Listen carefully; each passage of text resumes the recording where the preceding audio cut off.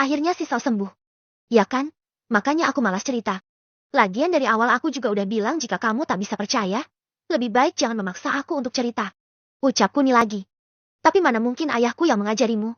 Aits. Tiba-tiba Dewi terdiam karena baru sadar jika Kuni menyebut Leo Hadijayandaru sebagai ayahnya dengan lantang tadi. Kun, katakan sekali lagi jika Leo Hadijayandaru adalah ayahku. Ucap Dewi. Mungkin kamu salah dengar tadi. Sanggah Kuni. Ayolah Kun, aku tadi mendengarnya dengan sangat jelas. Ucap Dewi yang kali ini bersikukuh jika pendengarannya baik-baik saja. Apa aku bilang? Aku gak mau cerita panjang lebar tapi akhirnya gak dipercaya. Ucap Kuni mengingatkan Dewi. Baiklah, kali ini aku akan percaya tanpa meragukanmu lagi. Ucap Dewi memelas. Seperti kata pepatah, sepandai-pandainya tupai melompat, pasti jatuh juga. Begitu pula rahasia, sepandai-pandainya menyimpan bangkai, pasti akan tercium juga. Kali ini dengan sangat terpaksa, Kuni hanya bisa menolaknya dengan sangat halus yang membuat Dewi sedikit ngambek. Akhirnya dia tidur-tiduran di sofa dalam kamarnya dan tanpa sengaja tidur beneran. Sementara Kuni tidur di ranjang, di samping Sisal dan kali ini Kuni benar-benar ingin sekali tidur. Setelah 2 jam, Sisal bangun dan terkejut saat melihat Kuni tidur di sampingnya. Saat melihat jam sudah pukul 6 pagi, dia lalu berdiri dan ingin memasak. Dia lupa kejadian kemarin saat dia lompat dari balkon lantai 2. Bahkan dia juga tidak merasakan sakit apapun di seluruh tubuhnya. Saat berdiri, tiba-tiba dia terkejut saat melihat Dewi yang tidur di sofanya. Dengan ekspresi yang sedikit marah, si selalu membangunkan Dewi dan mengusirnya. Hei kamu, Dewi. Bangun. Ayo cepat bangun. Dan segera pergi dari kamarku. Ucap Sisal. Sementara Dewi yang mendengar ucapan seseorang, lalu membuka matanya perlahan dan lebih terkejut lagi saat melihat Sisal telah berdiri di hadapannya. Sisal, kamu telah sembuh dan bisa berdiri lagi. Ucap Dewi lalu bangun dan memeluk Sisal tanpa sadar. Dewi lupa jika Sisal membencinya. Lepas. Kamu ngigau ya? Emangnya aku kenapa kok kamu terkejut aku bisa berdiri lagi? Tanya Sisal keheranan. Iya, aku senang sekali kamu sudah sembuh. Ucap Dewi tulus. Jangan munafik deh. Cepat pergi dari kamarku. Ucap Sisal yang lagi-lagi mengusir Dewi. Kamu yakin tidak mengingat sesuatu? Ucap Dewi mencoba mengingatkan Sisal. Memangnya kenapa denganku? Ucap Sisal sambil mengingat kejadian kemarin. Sisal lalu mengingat saat laki-laki bernama Ivan datang ke rumahnya dan ingin memperkosanya. Dia juga ingat saat berada di tepi balkon lalu melompat dari balkon lantai 2 rumahnya. Setelah itu dia tak mengingat apa-apa lagi. Sudahlah, jangan banyak basa-basi lagi. Keluar dari sini. Teriak Sisal yang tanpa sengaja membangunkan Kuni. Saat Kuni mendengar teriakan Sisal, dia lalu bangun dan sedikit terkejut saat melihat Sisal bisa berdiri lagi. Sisal, kamu sudah sadar? Tanya Kuni yang ada di atas kasur. Sisal lebih bingung lagi saat Kuni menanyakan kabarnya. Ada apa dengan semua orang hari ini sehingga semua orang mencemaskannya? Batin Sisal. Kun, aku mohon kali ini jangan membelah dia, ucap Sisal sambil menunjuk Dewi. Aku membelah siapa, Cil? Aku itu hanya senang saja jika kamu sudah sadar dan bisa berdiri lagi. Terang Kuni yang membuat Sisal semakin bingung. Memangnya apa yang terjadi, Kun? Ucap Sisal penasaran. Kamu, kejadian apa yang kamu ingat terakhir kalinya? Tanya Kuni. Lalu Sisal menceritakan semuanya pada Kuni. Dan kesimpulannya jatuh pada saat dia lompat dari balkon lantai 2 karena dia tak rela jika disentuh pria lain. Mendengar cerita Sisal, Kuni lalu memancarkan aura membunuhnya. Meskipun dia sudah mendengarnya dari Mohan, tapi saat dia mendengarnya secara langsung dari Sisal, membuat hatinya semakin sakit. Alhasil dia memutuskan untuk melenyapkan Ivan secepatnya. Setelah Sisal bercerita, dia lalu bertanya pada Kuni kenapa dia membiarkan Dewi tidur di kamarnya. Kuni hanya tersenyum sambil duduk di sebelah Dewi, lalu dia menyuruh Sisal duduk di sebelah satunya lagi. Dengar, Cil, mungkin kamu tidak akan percaya dengan apa yang akan aku ceritakan padamu. Tapi kamu bisa bertanya tentang ceritaku ini pada ayahmu Rudy ataupun calon ibumu Angela dan juga para pengawal kita. Terang Kuni. Sisal hanya mengangguk lalu menantikan cerita Kuni. Akhirnya Kuni cerita saat Sisal ada di rumah sakit, tentang dirinya yang mengalami kondisi kritis, gegar otak ringan, bahkan kedua kakinya patah dan lumpuh. Dan butuh bertahun-tahun bagi dirinya agar bisa sembuh. Belum lagi memar di sekujur tubuhnya dan juga perban yang membalut seluruh tubuhnya. Sisal tentu saja terkejut, lalu dia berdiri dan meraba-raba seluruh tubuhnya dan tidak menemukan memar-memar yang diceritakan oleh Kuni. Melihat wajah Sisal yang tak percaya, Kuni lalu meraih handphonenya dan membuka galeri. Dia lalu menunjukkan foto-foto Sisal saat terbalut perban dan juga saat telanjang bulat di mana memar yang diceritakan Kuni sangat nyata adanya. Dan membuatnya sedikit ragu. Apakah percaya atau tidak dengan bukti yang ditunjukkan Kuni? Setelah berpikir beberapa saat, Sisal akhirnya lebih memilih percaya saja karena selama ini, Kuni selalu melakukan banyak hal terbaik untuknya dan dia merasa malu jika harus meragukan ucapan Kuni. Kun, aku masih tidak mengerti. Kenapa Sisal bisa sembuh secepat itu secara normal? Bahkan dia juga lupa tentang dirinya yang dibawa ke rumah sakit. Tanya Dewi pada Kuni. Itu karena aku Selain mengobatinya, aku juga menghapus beberapa trauma yang bisa menghantui Sisal sepanjang hidupnya. Jadi aku menghapusnya demi kelangsungan hidup Sisal ke depannya. Terang Kuni. Dewi hanya mengangguk dengan tersenyum manja pada Kuni. Sementara Sisal merasa jengkel saat melihat senyuman iblis milik Dewi. Kamu sudah bertanya kan? Sebaiknya kamu pergi saja sekarang dari kamarku. Ucap Sisal yang lagi-lagi telah mengusir Dewi lagi. Aku tidak akan pergi, karena aku sudah menikah dengan Kuni. Ucap Dewi sambil memeluk erat lengan Kuni. Dasar kamu itu seperti iblis. Ucap Sisal keras yang membuat Dewi sedikit terkejut. Kamu. Bab 180. Cerita sebenarnya di balik julukan iblis. Kamu, atas dasar apa kamu bilang aku iblis? Bahkan kita saja baru ketemu beberapa kali saja. Ucap Dewi pada Sisal. Dasar iblis bodoh. Memangnya yang jadi pengawal kita itu siapa? Kalau bukan mantan pengawalmu. Teriak Sisal yang membuat Dewi semakin kesal. Aku tidak peduli apa kata mereka. Aku hanya peduli perkataan Kuni saja. Ucap Dewi lalu melihat Kuni. Sudahlah jangan bertengkar begitu. Kalian itu memiliki status yang sama sekarang. Jadi rukunlah. Tidak baik jika dilihat orang. Terang Kuni. Aku tidak peduli. Pokoknya aku tidak sudi berdamai dengan iblis ini. Ucap Sisal lagi-lagi menghina Dewi dengan sebutan iblis. Hei Sisal, katakan padaku. Apa aku benar-benar iblis bagimu? Lagi pula apa yang membuatmu berpikir aku seperti iblis? Teriak Dewi yang membuat Sisal sedikit takut. Tentu saja ada alasan yang kuat kenapa Sisal bisa menyebut Dewi sebagai iblis. Semua itu karena Mohan dan rekannya yang selalu menceritakan pada Sisal jika banyak rekannya yang mati saat ikut Dewi. Kabar mereka mati setelah ikut Dewi sudah membuktikan jika Dewi adalah pembunuh bertangan dingin. Di mana jika ada pengawal yang kuat, Dewi akan memanggilnya. Tapi besoknya pengawal itu pulang hanya jasadnya saja yang membuat beberapa pengawal berkata jika Dewi adalah seorang iblis. Dan berita itu semakin menyebar dengan cepat seiring tindakan Dewi yang benar-benar membunuh pengawalnya. Aku sudah tahu kekejamanmu. Kamu membunuh pengawalmu sendiri tanpa dosa. Ucap Sisal yang membuat Dewi terkejut. Oh, jadi pengawal itu telah bercerita yang tidak-tidak padamu? Ucap Dewi sambil menahan amarahnya. Aku percaya sama mereka. Jika kamu berbuat yang tidak-tidak pada mereka, maka saya akan mengusirmu dari kehidupan kami. Bahkan Kuni sudah berjanji padaku jika dia akan menceraikanmu. Teriak Sisal yang membuat Dewi tak berdaya. Kuni memang pernah berkata pada Dewi, jika tak bisa membuatnya menjadi orang baik, maka Kuni akan menceraikannya. Mungkin mereka dan kamu salah paham pada kucil. Ucap Dewi yang tiba-tiba melembut yang membuat Sisal dan Kuni terkejut. Aku akui, aku memang membunuh mereka. Tapi aku membunuh mereka karena alasan yang tepat. Bahwa laki-laki yang sering merendahkan wanita tidak pantas untuk hidup. Ucap Dewi. Tuh, ucap Kuni. Tidak apa-apa Kun. Aku akan menceritakan semuanya pada kalian jika aku memang seorang pembunuh. Aku membunuh pengawal keluargaku sendiri. Bahkan ada lebih dari 50 orang yang mati mengenaskan di tanganku. Ucap Dewi berhenti sejenak. Tapi kalian tak mungkin mengerti alasan aku membunuh mereka semua. Aku membunuh mereka karena aku ingin membalaskan dendam pelayanku. Berapa banyak pelayan yang aku miliki di rumah keluarga Sanjaya? Hampir 50 orang pelayan. Tapi separuh dari mereka telah diperkosa oleh biadab-biadab itu. Bahkan 10 dari 25 orang yang mereka perkosa hampir setiap malam memilih untuk bunuh diri karena tak kuat menanggung beban noda hidupnya akibat ulah biadab-biadab itu yang tak mau bertanggung jawab. Apa kamu merasakan penderitaan 25 pelayanku yang mengalami kekerasan fisik dan mental mereka?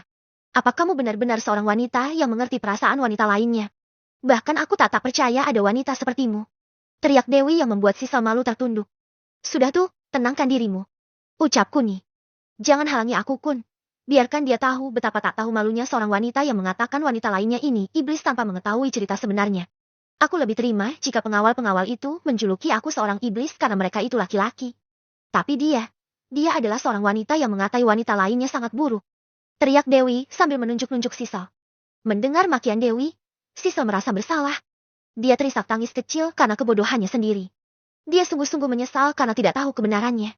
Dengan suara tangisnya yang terisak, Sisal lalu meminta maaf pada Dewi karena telah bicara yang kurang ajar padanya. Sementara Dewi berdiri dan berjalan di depan Sisal lalu memeluknya. Sudahlah Cil, aku tidak marah kok. Aku memaklumi pendapatmu karena kamu tidak mengetahui cerita sebenarnya.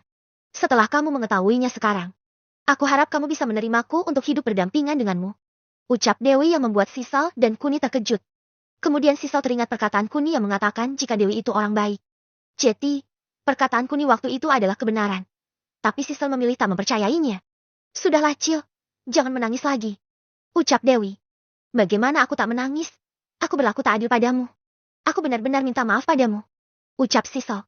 Oh tidak semudah itu. Jika kamu ingin meminta maaf, setidaknya kamu harus memasak makanan yang spesial untukku. Ucap Dewi sambil mengelus perutnya yang lapar. Baiklah aku akan memasaknya. Jadi kamu tunggu di sini. Ucap Sisal lalu bergegas keluar kamar. Kamu memang licik tuh. Sanjung Kuni pada Dewi. Kuni tahu alasan kenapa Dewi meminta makan agar mereka bisa berdua saja tanpa ada gangguan dari Sisal. Licik kenapa Kun? Aku sungguh kelaparan Kun. Sudah hampir 24 jam, aku tidak makan sama sekali. Ucap Dewi yang membuat Kuni teringat jika terakhir kali Dewi makan adalah saat di acara pernikahannya. Selebihnya Kuni meniduri Dewi hampir sepanjang hari tanpa memberikan Dewi kesempatan untuk mengisi asupan gizinya. Maafkan aku karena melupakan itu Du. Ucap Kuni lalu menggendong Dewi ke kamar mandi. Kun kamu? Ucap Dewi yang sedikit tahu pasti Kuni mau meminta jatah padanya. Aku apa? Aku akan menerkamu kali ini. Ucap Kuni lalu mereka mandi bersama sebelum melanjutkan aktivitas bercinta keduanya. Kali ini Kuni memperlakukan Dewi dengan sangat lembut. Meskipun Kuni tahu Dewi orang baik, tapi Kuni tak tahu jika di balik kata iblis yang disematkan Mohan dan rekannya pada Dewi karena Dewi sangat menjunjung tinggi martabat seorang wanita. Dia bahkan rela mengotori tangannya dengan darah hanya untuk membuat laki-laki biadab itu merasakan ganjarannya. Oh Kun, aku... Kacau Dewi saat dia duduk di atas Kuni sambil bergerak naik turun di pangkuan Kuni. Sementara Kuni hanya berdehem sambil terus membenamkan wajahnya di gunung kembar Dewi. Bahkan sesekali Kuni menjilati puting gunung kembar Dewi yang membuat Dewi semakin kelojotan tak tertahankan. Bab 181. Mencari 1000 pengawal. Oh Kun. Kacau Dewi saat Kuni meraba setiap inci tubuhnya. Tak berselang lama, Kuni yang menonaktifkan kekuatannya ingin sekali menyemburkan laharnya. Tapi saat melihat Dewi yang sepertinya masih membutuhkan waktu, akhirnya Kuni mendelai gerakannya sambil berkata pada Dewi, masih lama Du keluarnya. Oh mungkin seben. Tar lagi Kun. Ucap Dewi. Kuni lalu menghentikan aktivitasnya, lalu menyuruh Dewi nungging sambil berdiri. Setelah itu Kuni menggenjot Dewi dengan nafsu dan setelah beberapa saat, Dewi kejang-kejang dibarengi Kuni yang melepas laharnya di dalam rahim Dewi. Mereka akhirnya melakukan klimaks secara bersamaan. Meskipun bisa dibilang sebentar, tapi Dewi sudah tak mampu menopang tubuhnya. Setelah sama-sama menikmati surga dunia, Dewi dan Kuni mandi dan bersiap-siap untuk sarapan. Sementara Sisal yang keluar kamar dan menuju dapur, saat bertemu Mela di dapur, dia membuat Mela, adik Vela merasa ketakutan. Mela berpikir jika itu adalah hantu Sisal sehingga dia berteriak kencang dan mengagetkan Vela yang sedang menyirami tanaman di kebun belakang. Mela, kenapa kamu teriak kencang? Ucap Sisal yang masih bingung dengan reaksi Mela yang seperti ketakutan saat melihatnya. Mela, kenapa kamu teriak? Ucap Vela yang masih belum sadar jika ada Sisal di pintu dapur. Sedang Vela memanggil Mela dari jendela dekat kebun. Kakak tolong. Ada hantu Sisal. Teriak Mela yang membuat Vela sedikit penasaran. Setelah mendengar keluhan Mela, Vela lalu melihat dari jendela dan melihat Sisal yang sedang berdiri di depan dapur. Sisal? Apa kamu beneran Sisal? Ucap Vela yang langsung masuk dari jendela. Ada apa dengan kalian? Apa aku seperti hantu? Ucap Sisal sambil menunjuk kakinya yang menapak lantai. Maafkan kami Sisal. Kami sangat bahagia sekali saat melihat kamu sembuh dan bisa berdiri lagi. Ucap Vela yang berjalan mendekati Sisal sambil terisak tangis. Dia tak menyangka bisa melihat Sisal dalam keadaan sehat. Lebih gilanya lagi, Sisal bisa sembuh dalam semalam. Sebuah keajaiban. Aku bahkan tidak merasakan kebahagiaan dari kalian. Aku merasa kalian ketakutan saat melihatku. Ucap Sisal. Bagaimana kami tidak ketakutan? Kamu menyuruh kami berbelanja. Tapi saat kami kembali, kami mendengar jika kamu lompat dari lantai 2. Semalam kamu dibawa kembali dari rumah sakit dalam keadaan diperban semua. Tapi sekarang kamu sangat bugar dan juga tidak ada memar di tubuhmu. Bagaimana kami tidak ketakutan? Apa ada orang yang luka parah bisa sembuh dalam semalam? Terang Vela berkata yang sebenarnya. Mendengar perkataan Vela, Sisal semakin yakin jika dirinya benar-benar memiliki kondisi yang pernah ditunjukkan oleh Kuni. Dia juga yakin jika apa yang diceritakan Kuni itu benar. Tapi karena masalahnya sudah selesai, jadi Sisal tak ingin memperpanjang masalah ini lagi. Sudahlah, kalian boleh istirahat. Biarkan hari ini aku yang masak. Ucap Sisal. Mana boleh. Kamu yang harusnya istirahat Cil. Biar sarapannya kami yang buat. Ucap Vela sambil mendorong Sisal keluar dapur. Tidak, karena hari ini aku harus masak untuk seseorang. Maka aku yang akan memasak pagi ini. Ucap Sisal yang membuat Vela dan Mela setuju. Oh so sweet sekali Cil. Bahkan setelah sembuh secara ajaib, kamu langsung memasak untuk Tuan Kun. Ucap Vela menyanjung Sisal. Siapa yang memasak untuk Kuni? Aku memasak ini untuk adik baruku, Dewi. Ucap Sisal yang membuat Vela dan Mela saling pandang. Vela dan Mela tentu tahu jika Sisal tidak menyukai Dewi. Bahkan seluruh rumah sebelumnya juga tidak menyukai Dewi. Tapi sekarang, Sisal malah memasak untuk Dewi. Hei Mel, apa kepala Sisal terbentur sangat keras ya? Bisik Vela pada adiknya Mela. Hei kalian, jika tidak membantu lebih baik keluar saja. Ucap Sisal yang membuat keduanya terkejut. Oh tentu saja kami membantu. Kami juga yang akan memasakkannya untuk kamu. Jadi kamu tinggal duduk dan bilang saja mau masak apa. Ucap Vela. Tidak perlu. Kalian urus saja masakan kalian. Ucap Sisal. Lalu mereka bertiga memasak dengan riangnya. Apalagi Vela dan Mela merasa senang saat melihat Sisel ikut memasak. Mereka mengira jika ini hanya hayalan mereka saja sehingga tanpa sadar mereka saling mencubit untuk membuat tubuh mereka tersadar. Tapi saat merasakan sakit yang nyata membuat mereka sadar jika Sisel benar-benar ikut memasak bersama mereka. Setelah makanan siap, Sisel lalu memanggil Dewi. Sementara Dewi sedang duduk berpelukan dengan Kuni. Setelah mengetahui perkasanya Kuni, Dewi tak mau jauh-jauh dari Kuni. Sehingga sikap manja Dewi membuat Kuni sedikit terkejut. Dewi, makanannya sudah siap. Ucap Sisel sambil berjalan melewati Dewi dan Kuni. Baiklah, aku akan ke meja makan. Ayo Kun. Ajak Dewi yang membuat Kuni menganggukkan kepalanya tanda setuju. Setelah itu, mereka berlima sarapan bersama. Selang beberapa menit, Kuni sudah selesai makan lalu pergi keluar rumah. Dia ingin melihat pengawalnya yang terluka. Dia ingin mengobati mereka sekaligus membicarakan hal penting pada Mohan. Mohan, ada berapa yang terluka? Ucap Kuni. Siap. Ada sekitar 8 orang yang mengalami patah tulang Tuan Kun. Ucap Mohan. Baiklah. Aku akan melihat mereka dulu. Dan juga aku butuh lebih banyak pengawal. Cepat cari orang untuk menjaga keluargaku. Aku butuh 100 tidak 1000 pengawal lagi. Terang Kuni yang membuat Mohan sedikit terkejut. 1000 pengawal? Dari mana aku akan mendapatkan orang sebanyak itu? Batin Mohan. Dan aku butuh guru yang akan melatih kalian. Lanjut Kuni. Guru. Tuan Kun. Jika Anda berminat. Saya punya kenalan seorang ahli seni bela diri. Terang Mohan. Jika hanya satu lupakanlah. Apa satu guru bisa melatih 1000 murid sekaligus? Ucap Kuni yang membuat Mohan sedikit tersenyum canggung. Hehehe, maaf Tuan Kun, ucap Mohan. Tapi untuk saat ini undang dia ke sini.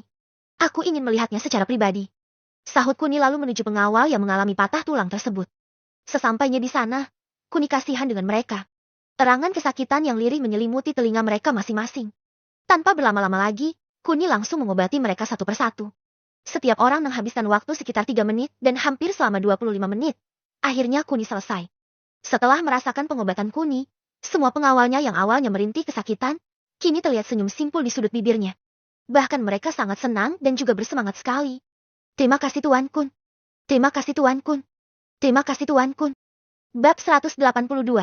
Hancurnya Ivan. Terima kasih Tuan Kun. Ucap mereka bersahutan. Satu persatu mengucapkan terima kasih pada Kuni. Bahkan mereka semakin kagum dengan Kuni.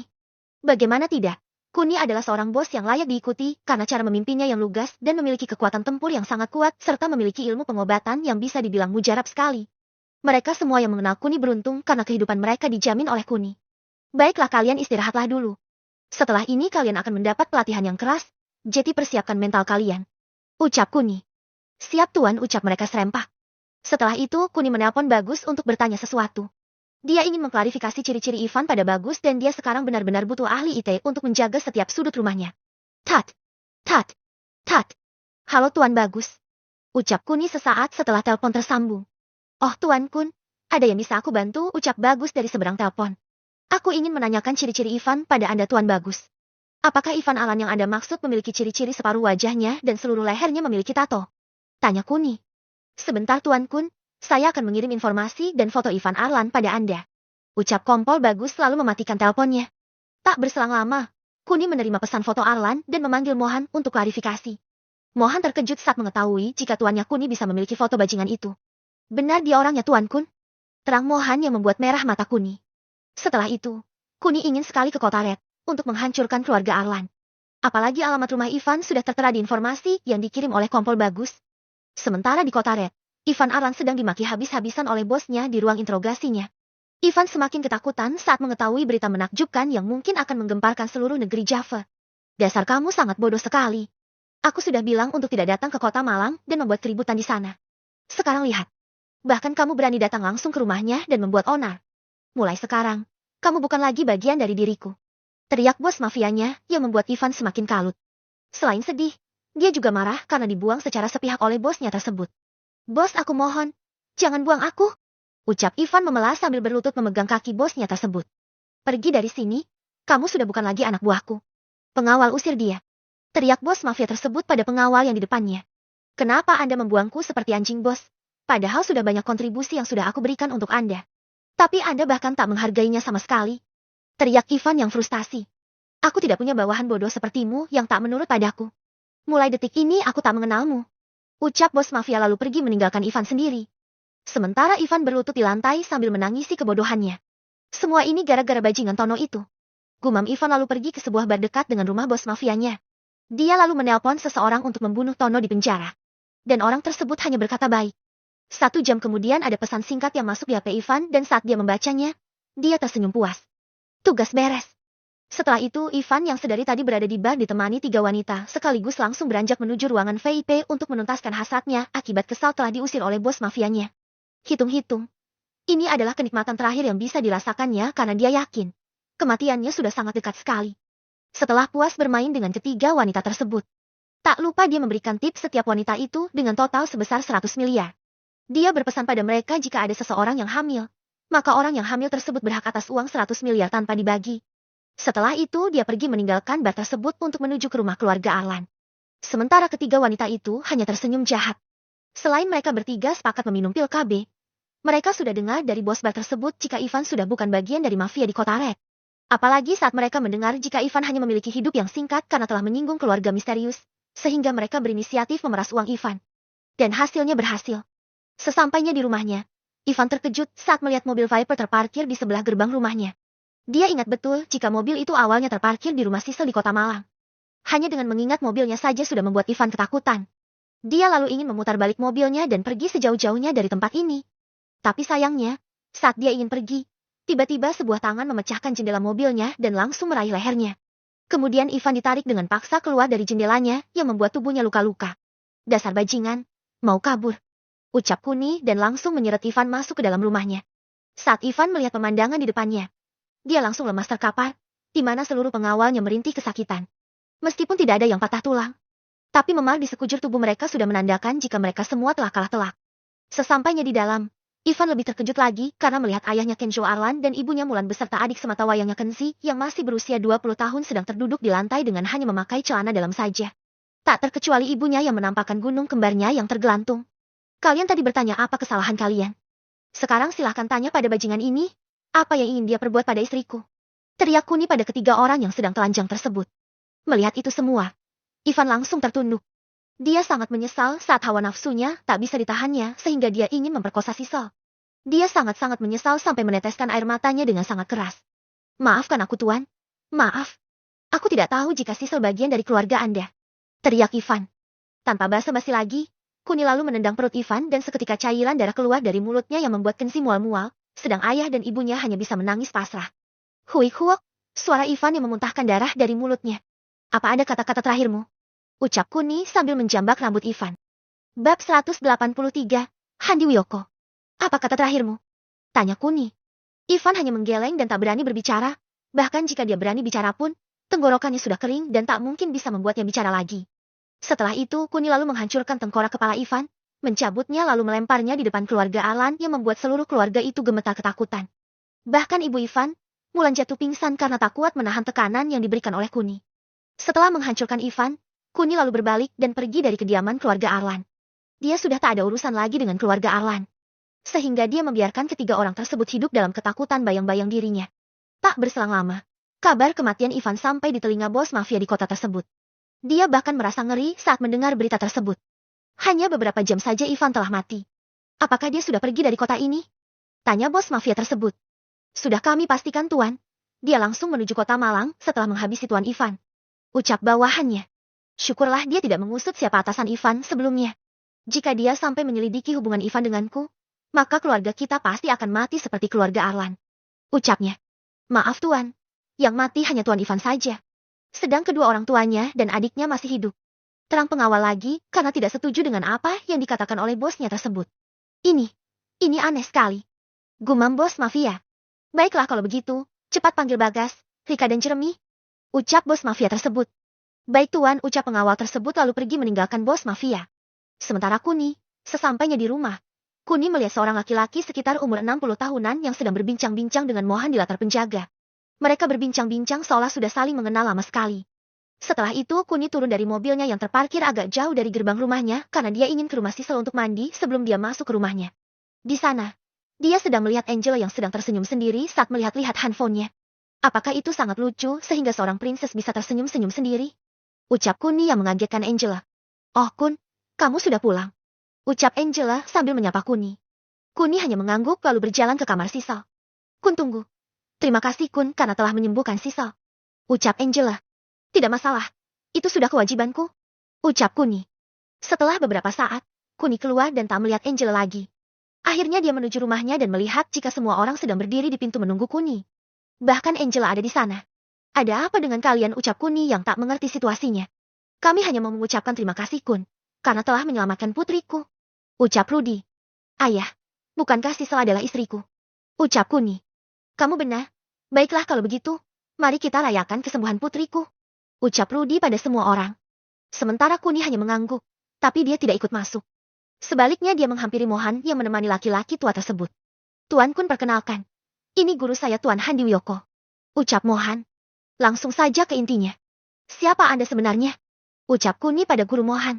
Tuan, bukankah murid saya sudah memperkenalkan saya pada Anda? Ucap Handi sopan. Dengar Tuan Handi. Saya tahu Anda bukan orang sembarangan. Aku harap Anda bisa jujur sekarang atau dengan terpaksa saya akan. Ucap Kuni yang tak ingin melanjutkan ucapannya. Dia tahu jati diri Handi dari informasi mata dewanya. Sehingga dia memaksa Handi untuk berterus terang padanya. Tuan, aku sungguh heran melihatmu. Jika Anda tahu siapa aku, katakanlah. Tantang Handi. Kuni lalu menghela nafas dan berjalan perlahan menuju Handi. Semakin dekat, semakin membuat jantung Kuni berdetak cukup kencang. Dia yakin jika Handi ada hubungannya dengan sang gurunya, Guru Wiro. Kemudian Kuni memukul dengan tenaga biasa saja dan dia terkejut.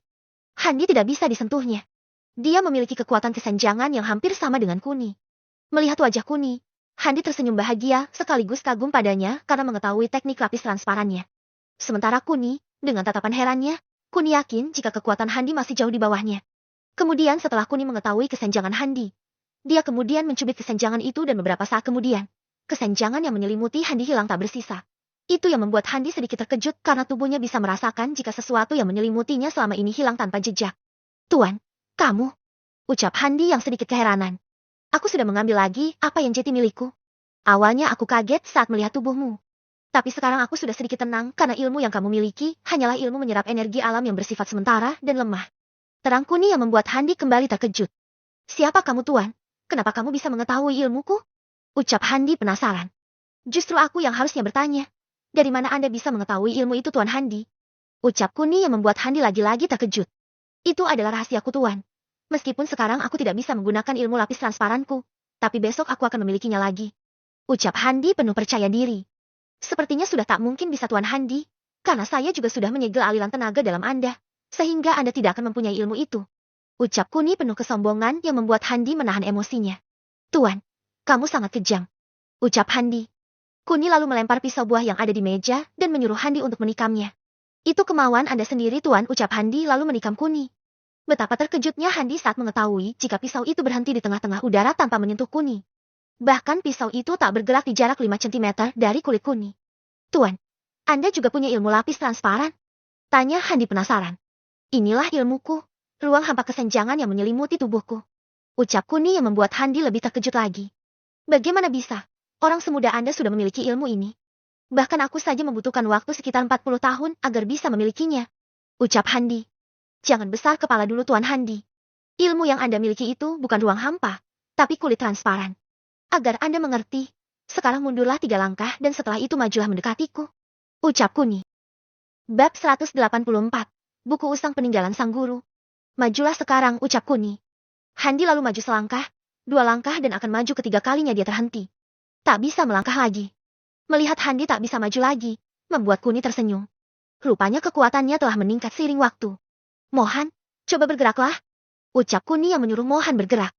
Mohan lalu melangkah dengan bebasnya di sekitar Kuni, sementara Handi tetap tak bisa melangkah lebih jauh lagi. Bagaimana Tuan Handi? Tanya Kuni. Tuan, aku tidak mengerti. Bagaimana Mohan bisa bergerak bebas, sementara aku tak bisa mendekati Anda? Ucap Handi yang penasaran. Penjelasannya itu mudah sekali Tuan. Aku telah mengatur kulit transparanku di dekat Anda, sedangkan Mohan sudah ada di dekatku.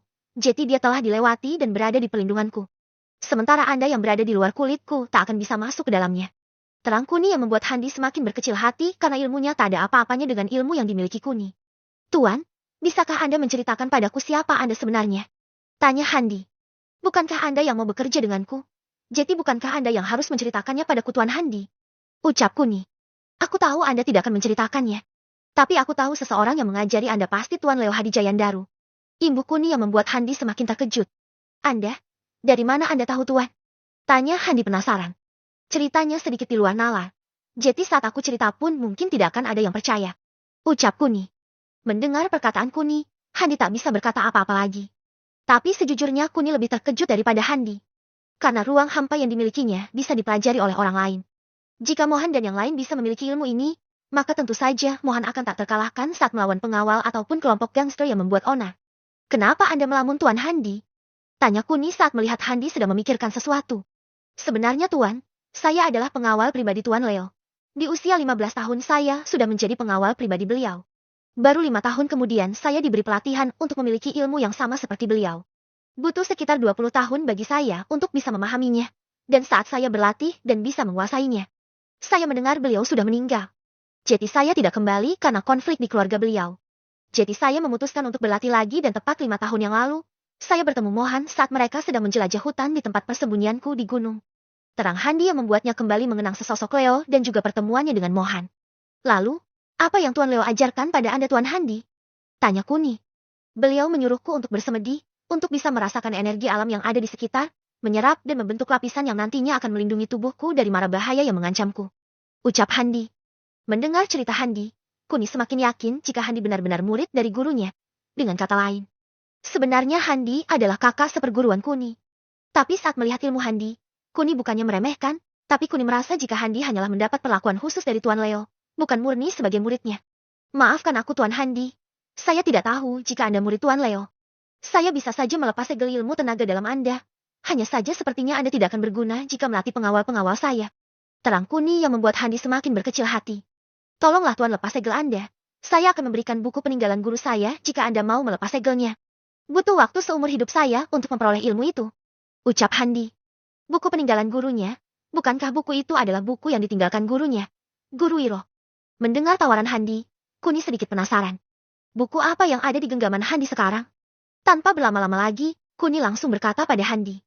Baiklah, mana bukunya? Akan aku lihat dulu. Ini Tuan, tapi aku tidak yakin Anda bisa membacanya, karena saya mempelajarinya dari awal dan tidak bisa membacanya. Ucap Handi sedikit pasrah sambil menyerahkan buku tersebut pada Kuni. Melihat buku usang di depannya, membuat Kuni semakin penasaran. Apalagi di bagian sampulnya polos dan tak bisa menemukan tulisan apapun. Setelah diterima oleh Kuni, lalu dia membukanya di halaman pertama dan benar saja. Kuni tak bisa membacanya. Kemudian Kuni memakai mata dewanya dan seketika, tulisan-tulisan rumit itu berubah dan membentuk sebuah kata yang bisa dibaca oleh Kuni. Tuan Handi, bukankah ini kepalan tinju harimau? Ucap Kuni sambil menunjukkan judul buku di halaman pertama. Handi yang mendekat dan melihat, masih tak bisa membacanya. Dengan menggelengkan kepalanya berkali-kali, Handi berbicara pada Kuni jika tulisannya itu tetap dan tak bisa dia baca sama sekali. Melihat respon Handi, membuat Kuni berpikir jika hanya dirinya lah yang bisa membacanya menggunakan mata dewanya. Tanpa berdebat lagi, Kuni lalu membuka satu persatu lembar halaman buku usang tersebut. Semakin dibuka, semakin membuat Kuni penasaran. Apalagi topik yang ada di buku ini hanya tulisan tangan dengan kata yang bisa dibaca menggunakan mata dewanya. Semakin lama membaca, semakin luas pula wawasan yang Kuni miliki. Bahkan dalam benaknya dia sudah memperoleh jurus kepalan tinju harimau. Kuni terus membaca sampai di tengah-tengah buku dan lagi-lagi terkejut saat melihat tulisan yang ada di buku usang tersebut.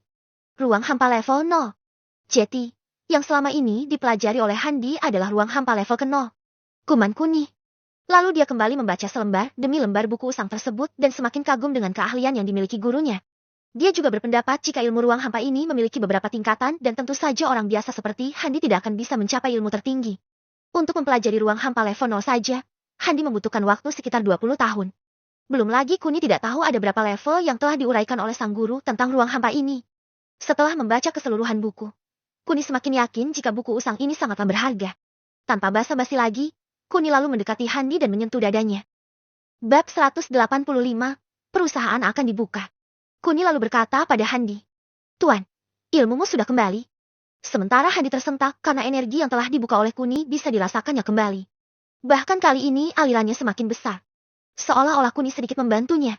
Terima kasih Tuan, ucap Handi. Tidak masalah Tuan. Apakah Tuan Leo hanya memberi Anda satu buku ini? Tanya Kuni pada Handi.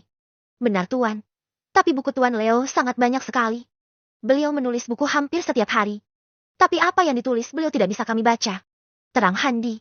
Baiklah kalau begitu, katakan Tuan Handi, di mana saya bisa menemukan semua buku yang ditulis oleh Tuan Leo? Tanya Kuni. Semua buku yang ditulis oleh Tuan Leo ada di perpustakaan pribadi milik Tuan Leo yang ada di ruang bawah tanah di rumah utama keluarga Jayandaru. Saya ingat betul Tuan saat itu. Hanya saja untuk masuk ke dalam sana, hanya Tuan Leo sendiri yang bisa membukanya. Terang Handi. Mendengar penjelasan Handi, Kuni sedikit senang. Kali ini Kuni akan ke sana untuk mendapatkan semua buku yang telah ditulis oleh sang guru. Baiklah Tuan Handi, terima kasih atas informasinya. Saya akan ke dalam dulu. Ucap Kuni. Tuan Kun, bagaimana dengan pelatihan kami? Ucap Mohan. Oh, aku hampir lupa. Ucap Kuni lalu berbalik menuju Handi. Tuan Handi, Anda bisa melatih mereka. Tapi sebelum itu saya akan memberi pelatihan pada mereka besok. Anda juga harus ada di sana. Ucap Kuni lalu beranjak pergi meninggalkan mereka. Setelah itu, Kuni menelpon Mona untuk menanyakan sesuatu padanya. Halo Mon, datanglah ke rumah. Ucap Kuni lalu mematikan teleponnya tanpa menunggu balasan Mona. Mona tentu saja kesal. Apalagi beberapa hari ini. Dia sibuk mengurus kantornya yang sudah selesai direnovasi. Bahkan karena kesibukan itu, membuat Mona tidak mendengar kabar tentang rumah Kuni yang diserbu oleh Ivan. Bahkan dia tidak mendengar kabar jika Sisal telah masuk rumah sakit akibat lompat dari balkon di lantai kedua. Tak beberapa lama, Mona sampai di rumah Kuni dan terkejut dengan banyaknya makanan dan desain interior rumahnya dengan balon-balon penuh warna-warni. Hei Mela, katakan padaku. Ada acara apa ini? Ucap Mona. Oh Nona Mon, ini didesain khusus oleh Tuan Rudy untuk merayakan kesembuhan Nona Sisal. Terang Mela. Kesembuhan Sisal? Tanya Mona keheranan. Lalu Mela menceritakan kejadian yang menimpa Sisal kemarin, dari dirinya yang disuruh belanja. Tahu-tahu pulangnya banyak pengawal yang luka-luka dan Sisal kembali ke rumah dengan perban di seluruh tubuhnya. Mendengar cerita Mela, Mona tanpa sadar meneteskan air matanya. Meskipun hubungannya dengan Sisal tidak baik, tapi saat mendengar Sisal menderita seperti itu membuat Mona bersimpati pada Sisal. Sisal, maaf aku tidak mengetahui jika kamu mengalami penderitaan yang sangat menyedihkan, ucap Mona lirih. Penderitaan apa yang aku alami, Mon? Ucap Sisal yang tanpa sengaja mendengar ucapan Mona barusan. Mona yang terkejut dengan suara Sisal lalu berbalik dan menoleh ke arah Sisal. Saat melihat Sisal berdiri tegap, bahkan tidak ada cacat di tubuhnya pun membuat Mona sedikit malu lalu dia berteriak pada Mela. Melah, beraninya kamu membohongiku? Teriak Mona yang membuat Mela sedikit takut. Bukan begitu Nona Mona, saya cerita apa adanya. Makanya diadakan acara pesta penyambutan kesembuhan Nona Sisal ini, karena Nona Sisal sudah sembuh. Terang Mela yang membuat Mona tak percaya. Hei Mon, apa yang dikatakan Mela itu benar? Ucap Sisal yang kali ini membantu Mela. Mona masih sedikit kesal karena tak tahu apa-apa. Di samping itu, dari tadi mata Mona tertuju pada Dewi yang sedang bergandengan tangan dengan Sisal. Mona bahkan tahu dengan jelas jika Sisal sangat membenci Dewi. Dan tingkah laku yang Sisal perlihatkan ini tidak mencerminkan jika Sisal membenci Dewi. Justru itu mencerminkan jika Sisal sangat menyukai Dewi. Karena saat bersama Kinan, Sisal selalu menggandeng tangannya seperti ini. Melihat tatapan bingung Mona, Sisal lalu berkata pada Mona. Apa yang kamu lihat, Mon? Dia sekarang telah menjadi adikku. Ucap Sisal. Adik, Sisal. Apakah kepalamu terbentur terlalu keras? Sindir Mona. Tidak, mulai sekarang kami akan hidup dengan rukun. Ucap Sisal yang membuat Dewi tersenyum bahagia. Dewi merasa jika perasaan memiliki teman akan indah seperti ini. Apalagi teman itu akan membelamu saat kamu dicibir oleh seseorang yang membuat hatimu bangga telah memiliki teman yang peduli denganmu. Terserahlah. Di mana Kuni? Tanya Mona sedikit kesal. Praktis di rumah ini. Hanya Mona saja yang tidak bersahabat dengan Sisal dan Dewi. Mana aku tahu, ucap Sisal singkat lalu pergi meninggalkan Mona. Kemudian Mona menelpon Kuni dan mengetahui Kuni sedang ada di kebun samping rumahnya. Setelah kehilangan sang nenek, Kuni selalu menyempatkan diri untuk singgah sejenak di kebun tersebut. Apalagi saat dirinya merindukan sang nenek, dia akan lebih sering datang ke sini. Sementara untuk Kinan, dia masih tak tahu bagaimana mengungkapkannya. Jujur dia sangat merindukan Kinan. Tapi apalah daya. Dia tak bisa datang ke rumah sakit untuk menyelamatkan Kinan. Kun, ucap Mona yang membuyarkan lamunan Kuni. Meskipun terkejut, Kuni tak marah pada Mona karena dia yang telah memanggil Mona ke sini. Bagaimana perkembangan perusahaan dan juga apartemen bagi mereka? Tanya Kuni. 2 hari lagi, perusahaan sudah bisa beroperasi. Dan untuk apartemen, membutuhkan waktu sedikit lama. Karena pihak pengelola dan pengerjaan proyek sedikit melambat. Apalagi beberapa hari ini, banyak pekerja yang mengeluh karena gaji mereka selama 2 minggu itu belum turun juga sehingga mereka memilih untuk mogok kerja. Terang Mona yang membuat Kuni terkejut. Bagaimana bisa? Berapa anggaran yang telah kamu bayar? Ucap Kuni. Sekitar 5,5 triliun Kun. Itu sudah saya kasih lebih 1,5 triliun. Kamu bilang butuh secepatnya dan bagus, makanya saya kasih lebih demi kepuasanmu. Tapi pihak pemenang Thunder malah menyepelekan kita. Ucap Mona yang membuat Kuni sedikit geram. Siapa mereka? Apa kamu tahu dari perusahaan mana? Tanya Kuni. Mereka dari perusahaan Wibowo Group, milik keluarga Wibowo Kun. Anehnya mereka baru menggeluti bidang konstruksi ini dan memenangkan proyek tersebut. Terang Mona. Baiklah, kirim alamat rumahnya. Saya akan ke sana nanti. Ucap Kuni. Baik Kun. Aku juga mengingatkan 2 hari lagi, kamu harus hadir di acara peresmian pembukaan kantor utama kita. Ucap Mona. Bab 186, PT Grup Wibowo berulah. Kamu jangan lupa untuk datang Kun. Ucap Mona. Kamu jangan khawatir Mon, aku pasti datang. Ucap Kuni. Oh ya Mon, apa kamu tahu seseorang yang bisa membuat Rina latihan fisik seperti kemiliteran? Tanya Kuni. Coba saya tanyakan pada teman yang bekerja di bidang kebugaran. Ucap Mona. Kebugaran? Tanya Kuni sambil bingung dengan pola pikir Mona. Temanku memiliki tempat gym, tapi dia juga memiliki tempat edukasi anak-anak, semacam outbound Kun. Ucap Mona. Kuni hanya mengangguk karena sudah mengerti maksud Mona. Di samping itu perkataan Mona sedikit tidak nyambung, sehingga membuat Kuni sedikit bingung. Hei Mon, apa kamu sudah mengurus perceraianmu? Tanya Kuni yang menebak pasti karena perceraiannya dengan Aris yang membuat Mona sedikit kurang fokus. Jangan khawatir Kun, minggu depan adalah sidang keputusan. Setelah itu aku akan bebas dari belenggu Aris. Ucap Mona. Baiklah kalau begitu, aku akan menunggu alamat Grup Wibowo. Di samping itu aku menantikan kabar itu secepatnya. Ucap Kuni. Kenapa Kun? Apa kamu sudah tidak sabar ingin tidur denganku? Ucap Mona yang penuh dengan gerakan menggoda. Apa maksudmu Mon? Aku menginginkan informasi alamat Grup Wibowo dan juga kabar tentang outbound milik temanmu. Dan apakah kamu terlalu lama kesepian, sehingga kamu ingin sekali aku sentuh? Ucap Kuni yang menggoda Mona balik. Tentu saja Mona tersipu malu. Apalagi saat mendengar pembicaraan Kuni yang tak mengarah pada dirinya. Membuat Mona semakin malu saja. Lupakan Kun, aku hanya bercanda tadi. Baiklah aku akan segera mengurus semuanya. Ucap Mona sambil berbalik. Sementara Kuni meraih tangan Mona dan menarik Mona sampai berada di pelukan Kuni. Kemudian Kuni menatap lekat-lekat wajah Mona. Seketika air mata Mona jatuh tak tertahankan. Mona sudah tak sanggup jika harus menanggung beban pengkhianatan yang dilakukan oleh mantan suaminya. Selama ini Mona menahannya agar tidak sampai menjatuhkan air matanya. Tapi saat di hadapan Kuni, saat ditatap oleh mata Kuni, Mona langsung menangis histeris. Seolah-olah tatapan Kuni berkata padanya jika mulai sekarang, semua beban di pundak Mona akan beralih di pundak Kuni. Luapkan semuanya Mon. Penderitaan yang selama ini kamu pendam. Aku bersedia menjadi sandaranmu.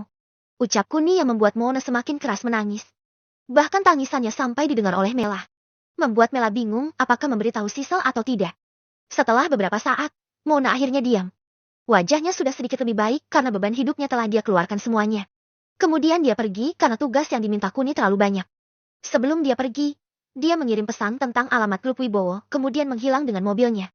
Saat Kuni membaca pesan Mona, dia kemudian menelpon perusahaan Grup Wibowo untuk meminta kejelasan pada mereka. Tapi setelah beberapa kali percobaan, panggilan Kuni tak tersambung dengan alasan nomor yang dituju sedang tidak aktif. Mau tak mau dia ingin pergi ke perusahaan Grup Wibowo. Tapi mengingat telepon perusahaan yang tidak aktif membuat Kuni memutar arah langsung menuju kediaman keluarga Wibowo. Setelah hampir 20 menit mengemudi, Kuni akhirnya tiba di kediaman keluarga Wibowo. Rumah yang terletak di perbukitan sebelah selatan kota Malang yang nampak asri dibalut pepohonan yang rindang membuat Kuni sedikit betah di sini. Hanya saja saat malam tiba, perumahan yang ada di sekitar perbukitan ini memiliki cahaya redup yang sedikit menyeramkan. Di mana lampu jalan yang redup dan sedikit jauh jaraknya antara yang lain membuat suasana mistis tersendiri. Dulu Kuni pernah mengirim orderan di sini pas sekitar jam 9 malam. Jadi Kuni sudah pernah mencoba suasana angker daerah sini. Mencari siapa dek? Tanya satpam keluarga Wibowo yang mengejutkan lamunan Kuni. Saya ingin bertemu Tuan Seno. Beliau ada di dalam. Ucap Kuni sopan. Ada? Sebentar saya panggilkan. Kalau boleh tahu, ada ini siapa ya? Tanya satpam lagi. Bilang saja saya utusan keluarga Mirza Pak. Ucap Kuni tak ingin mencolok. Setelah itu, satpam tersebut menghubungi bagian keamanan yang ada di dalam rumah dengan menggunakan HT-nya. Sesaat kemudian atau tepatnya 5 menit kemudian, Seno keluar dengan berlari. Diiringi istrinya Rulia yang berada tepat di belakang Seno. Cepat buka gerbangnya. Teriak Seno yang membuat satpam tersebut terkejut sekaligus tak percaya dengan apa yang dilihatnya. Baru kali ini, mereka melihat Seno terhuyung-huyung sambil menahan nafasnya. Biasanya orang yang bertamu akan ditemui oleh Seno 30-60 menit tergantung suasana hati Seno. Tapi sekarang, baru 5 menit Seno sudah menemuinya dengan tergesa-gesa pula. Maaf Tuan, maafkan ketidaktahuanku, sehingga tidak menyambut utusan keluarga Mirza dengan baik. Ucap Seno merendah sesaat setelah dia berada di depan Kuni. Tidak apa-apa Tuan Seno, mungkin ini pertemuan pertama kita, jadi saya memaklumi saja. Lagi pula ini belum 10 menit. Ucap Kuni yang tetap menyembunyikan identitasnya. Baiklah mari silahkan masuk Tuan. Kita bisa mengobrol di dalam dengan lebih leluasa. Ucap Seno yang mengantar Kuni ke ruang tamu. Setelah masuk, Kuni terkejut dengan dekorasi rumah Seno. di mana kepala hewan liar tertata rapi. Ada kepala harimau, makan tutul, singa, gajah, dan lain-lain. Bahkan kepala monyet dan tupai pun ada. Antara senang dan sedih, Kuni masih tak bisa menilai apakah Seno orang yang baik atau tidak. Bahkan saat dilihat dengan mata dewanya, Kuni tahu jika kepala-kepala itu terbuat dari emas murni, bahkan kisaran harga keseluruhannya mencapai 3 triliun. Harga yang sangat fantastis untuk sebuah emas. Tuan, apakah Tuan menginginkan salah satu patung kepala kami? Kami bisa memberikannya secara gratis jika Anda mau. Ucap Seno. Oh tidak perlu Tuan. Itu terlalu mahal buatku. Ucap Kuni. Oh jangan khawatir Tuan. Harganya tidak semahal pemberian keluarga Mirza. Ucap Seno menyanjung keluarga Mirza. Baiklah Tuan Seno. Kedatangan saya kemari karena Tuanku tidak puas dengan kinerja perusahaan Anda. Ucap Kuni yang membuat Tuan Seno sedikit terkejut. Maksud Anda yang proyek apartemen milik keluarga Mirza? Tanya Seno yang langsung mendapat anggukan jawaban dari Kuni. Memangnya ada apa Tuan dengan proyek apartemen tersebut? Tanya Seno penasaran. Tuan saya mendengar jika jadwal pembangunannya terhambat akibat pemogokan kerja yang disebabkan oleh upah yang tidak dibayar oleh pihak-pihak pengembang. Bab 187. Akhirnya masalah teratasi. Tuan saya mendengar upah yang tidak dibayar oleh pihak-pihak pengembang. Terang Kuni yang membuat Seno terkejut. Tidak mungkin Tuan. Saya selalu membayar upah mereka tepat waktu dengan bonusnya. Apalagi uang yang diberikan keluarga Mirza sangat banyak sehingga saya secara pribadi mengkhususkan pelayanan ekstra di apartemen milik keluarga Mirza. Belum lagi saya menolak proyek atau mendelay proyek lainnya agar apartemen keluarga Mirza cepat selesai. Terang Seno yang menceritakan kondisi serta situasinya secara detail dan tanpa ada kebohongan sama sekali. Tapi kenyataan di lapangan seperti itu Tuan. Sebentar saya konfirmasi dulu sama sekretaris Tuan saya. Ucap Kuni lalu menghubungi Mona. Setelah beberapa saat tersambung. Ibu Mona, tolong Anda bacakan klausal kerjasama kita dengan PT Grup Wibowo. Ucap Kuni yang berbicara sopan dengan Mona. Kun, apa kamu sedang bercanda? Ucap Mona di seberang telepon. Ibu Mona, bisa cepat. Karena Tuan Seno sedang menunggu. Ucapnya lagi penuh penekanan yang membuat Mona sedikit mengerti. Setelah itu, Mona mencari klausal perjanjian proyek apartemen di laci dan membacakannya untuk Kuni. Semua ada 15 poin. Tapi yang menjadi sorotan ada 2 poin yang akan diutarakan oleh Kuni. Mohon maaf membuat Anda menunggu Tuan Seno. Saya baru saja mendapat laporan jika dalam 1 minggu apartemen belum jadi, maka dengan terpaksa Tuan kami meminta ganti rugi sebesar 5 kali sesuai isi klausal yang sudah ditandatangani bersama. Dan juga tentang keterlambatan waktu, maka pihak PT Grup Wibowo bersedia melanjutkan pembangunan tanpa dibayar dan sesuai dengan prosedur kontrak kerja. Terang Kuni yang membuat Seno semakin terkejut jika klausal itu sangat memberatkan baginya. Baiklah Tuan, saya akan mencari tahu penyebabnya, dan juga mohon beri kami kelonggaran sedikit lagi Tuan. Lagi pula selama 2 minggu ini saya belum memantaunya secara langsung, karena sudah kami pasrahkan ke penerus kami. Terang Seno. Tuan saya tidak peduli dengan masalah internal Anda Tuan Seno. Yang penting pembangunan selesai sesuai jadwal. Baiklah kalau begitu Tuan, saya permisi dulu. Saya tunggu kabar baik Anda. Ucap Kuni lalu pergi meninggalkan kediaman keluarga Wibowo. Setelah itu, Seno menelpon bagian keuangan untuk mencari informasi dan mendapatkan berita yang sangat mencengangkan. Di mana uang upah pekerja malah dipakai oleh Sheila dan Henzo. Yang lebih parahnya lagi, mereka diancam jika sampai bocor. Maka taruhannya adalah pemecatan secara sepihak. Mendengar cerita bawahannya, Seno semakin geram dengan kedua anaknya tersebut. Setelah itu dia menelpon Sheila dan Henzo untuk pulang. Setelah mereka pulang, Seno langsung memukul keduanya dengan cambuk. Kalian, dasar kurang ajar. Apa yang kalian lakukan sampai-sampai mau menghancurkan bisnis yang baru saja ayah kembangkan? Apa kalian masih bangga menjadi gangster sialan itu? Teriak Seno. Ayah, apa yang ayah lakukan? Memangnya kami berbuat salah apa pada ayah? Ucap Sheila santai. Mana uang pekerja yang sudah ayah kasih? Kalian yang menghabiskan bukan? Teriak Seno. Dasar admin sialan cibir Sheila yang didengar oleh Seno tanpa sengaja. Admin siapa? Utusan keluarga Mirza yang datang ke sini sendiri karena mendengar para pekerja mogok kerja. Sheila, bukankah kamu sudah tahu jika proyek ini gagal? Kita akan rugi puluhan triliun lebih. Dasar bajingan. Teriak Seno pada mereka. Ayah, adik yang mengajak aku. Aku sudah memperingatinya, tapi dia tetap bersikukuh. Ucap Sheila ingin membela dirinya sendiri dan menyalahkan adiknya Henzo. Dasar kalian berdebah. Ucap Seno lalu pergi meninggalkan rumahnya. Dia lalu menuju apartemen yang sedang dibangun dan merasa frustasi saat melihat bangunannya. Kemudian dia memanggil pengawas dan mendengar jika para pekerja sedang istirahat. Selain itu, mereka berencana akan berdemo di depan PT Grup Wibowo besok. Mendengar cerita dari pengawasnya, membuat Seno semakin murka. Akhirnya dengan tekad demi kelangsungan hidup keluarganya, dia memberanikan diri untuk menemui para pekerja. Sesampainya di asrama, Seno langsung menyuruh mereka untuk berkumpul. Suasana menjadi riuh. Suasana dingin kebencian jelas terpancar di mata setiap pekerja yang ada. Tak jarang dari 40 pekerja, Tersisa kurang dari 20 orang karena yang lainnya sudah pulang kampung karena tak tahan berlama-lama di tempat yang belum ada kepastian kapan gaji mereka akan turun. Melihat wajah setiap pekerja yang lesu dan penuh harap, membuat Seno langsung berbicara ke intinya. Aku tahu mungkin kalian kesal, tapi aku kesini hanya ingin membayar upah kalian yang tertunggak. Selain itu, aku juga akan membayar di muka gaji kalian beserta uang lemburnya. Dengan catatan kalian akan menyelesaikannya dalam minggu ini. Ucap Seno yang membuat seluruh pekerja itu terkejut. Kami bisa melakukan tugas itu. Tapi apakah Anda berani menjamin tentang gaji kami? Teriak salah satu pekerja yang masih sedikit ragu dengan tawaran Seno. Kalian jangan khawatir, sekarang juga saya akan membayar seluruh gaji kalian yang tertunggak beserta gaji kalian selama seminggu ke depan beserta uang lemburnya. Tidak hanya itu saja, jika kalian mampu menyelesaikan pembangunannya dalam waktu seminggu, maka kalian akan mendapat bonus masing-masing 20 juta di akhir. Jadi apakah kalian masih meragukan tawaranku? Ucap Seno tegas. Saat melihat wajah beberapa orang yang masih ragu, Seno kemudian menelpon sekretarisnya untuk membayar upah para pekerjanya ditambah uang lemburnya selama 1 bulan dan ditransfer ke rekening pengawas yang ada di tempat kejadian. Setelah itu, Seno mengkonfirmasi apakah uangnya sudah masuk apa belum sebelum berkata pada para pekerja yang masih terlihat ragu-ragu. Setelah dikonfirmasi, maka Seno berkata pada para pekerja di depannya. Uang upah kalian sudah terkirim.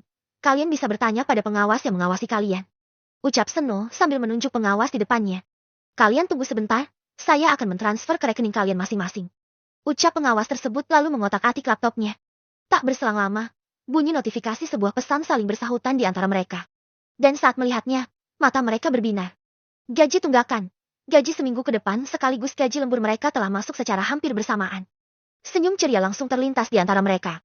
Bahkan pekerja yang pulang kampung juga mendapat notifikasi pesan yang membuat mereka ikut senang sekaligus menghubungi pengawas untuk siap bekerja keesokan harinya. Seperti janjiku, aku sudah memenuhi kewajibanku. Bab 188. Kehidupan Vela dan Mela. Seperti janjiku, aku sudah memenuhi kewajibanku. Sekarang aku minta bantuan kalian untuk segera menyelesaikan pembangunannya. Dan satu lagi, mulai dari sekarang, gaji kalian akan dibayar di muka. Selain itu, jika ada yang melanggar, maka aku akan memenjarakannya. Ucap Seno tegas yang mendapat anggukan serempak dari semua orang di depannya. Kalian juga jangan khawatir, setelah ini. Masih ada 5 proyek yang masih menanti kita. Jadi selama 3 bulan ke depan. Kita masih memiliki pekerjaan yang menunggu kita.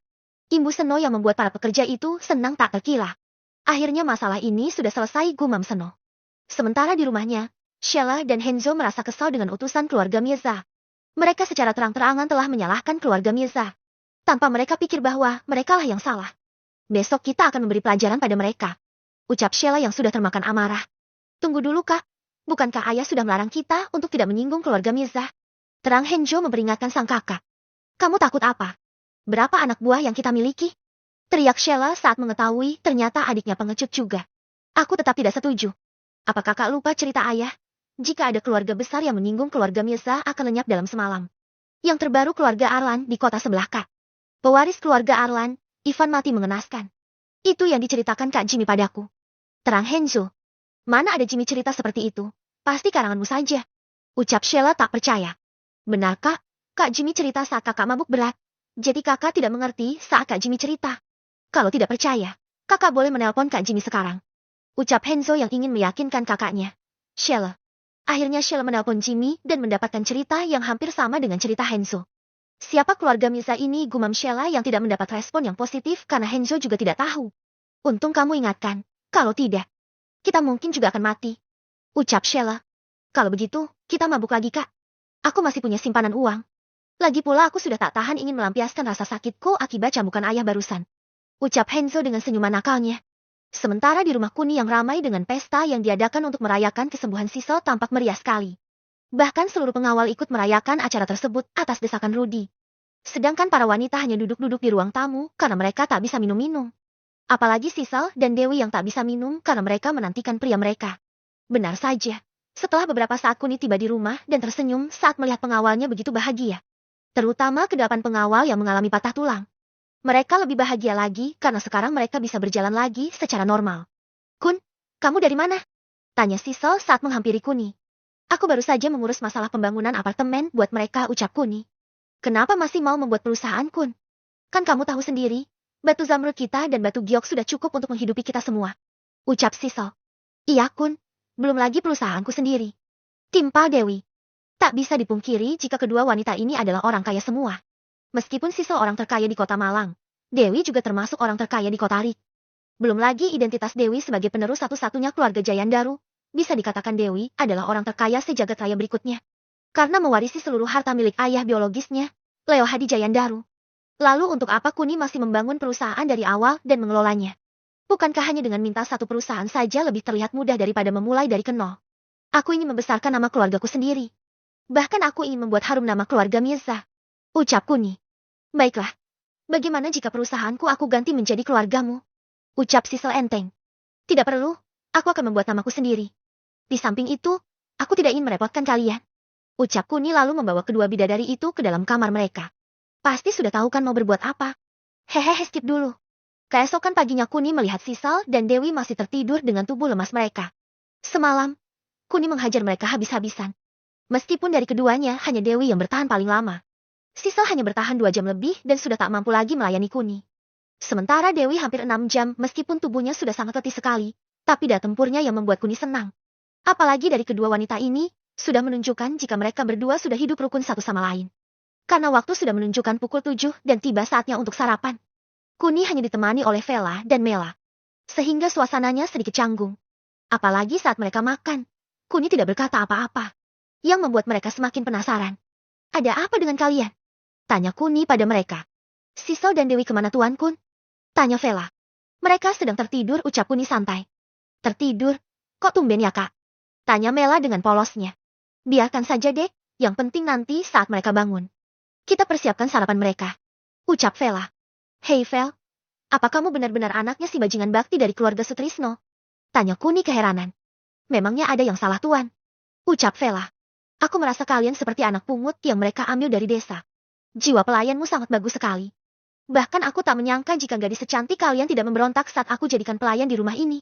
Ucap Kuni yang berkata sesuai dengan apa yang diamatinya selama ini. Kami justru bersyukur karena telah lepas dari belenggu Pak Tua itu Tuan. Sejujurnya kami memang darah daging bakti, tapi kami dan Jo memiliki ibu yang berbeda. Ibu kami hanya melahirkan putri, sedangkan ibu Jo melahirkan seorang putra. Jadi ibu kami diasingkan. Bahkan kami telah diajari menjadi pelayan sejak kecil buat Jo. Apalagi saat ibu kami melahirkan Mela. Maka penderitaan kami semakin menjadi berat lagi. Ucap Vela yang masih teringat mendiang ibunya. Hems, jadi keahlianmu hanya bisa menjadi pelayan. Ucap Kuni yang mendapat anggukan dari mereka berdua. Kalian tamatan apa? Tanya Kuni lagi yang semakin penasaran dengan kehidupan kedua kakak beradik ini. Mereka tak mengira jika Kuni akan menanyakan sebuah pertanyaan yang tak ingin mereka dengar. Bab 108